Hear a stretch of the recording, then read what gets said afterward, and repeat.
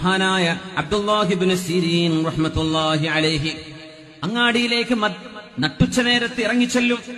ഫയുകബ്ബിറുല്ലാഹ, അവിടെ ചെന്ന് അല്ലാഹു അക്ബർ എന്ന് പറയും. വയുസബ്ബിഹുഹു, സുബ്ഹാനല്ലാഹ് പറയും. വയദ്കുറുഹു, അല്ലാഹുവിനെ ദിക്ർ ചൊല്ലും. അങ്ങാടിയിലൂടെ നടന്നിട്ട് ദിക്ർ ചൊല്ലും. അപ്പൊ ആളുകൾ ചോദിക്കുക, എന്താ ഈ നേരത്ത് ഉസ്താദ് എന്താ അങ്ങാടിയിലൂടെ നടക്കുന്നത്?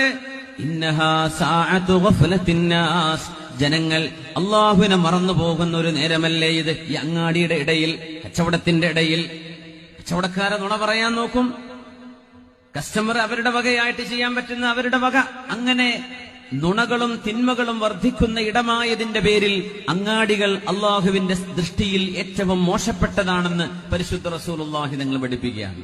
അങ്ങാടിക്ക് ഇറങ്ങാണ്ടിരിക്കാൻ പറ്റൂലല്ലോ, അത് വിചാരിച്ച് ഇറങ്ങണം. ഇറങ്ങുമ്പോ ഒരു ദിക്ർ ചൊല്ലണം. എന്നാലേ ലാ ഇലാഹ ഇല്ലല്ലാഹു വഹ്ദഹു ലാ ശരീക ലഹ് ലഹുൽ മുൽക്കു വലഹുൽ ഹംദു യുഹ്യി വയുമീതു വഹുവ ഹയ്യുൻ ലാ യമൂത് ബിയദിഹിൽ ഖൈർ വഹുവ അലാ കുല്ലി ഷൈഇൻ ഖദീർ.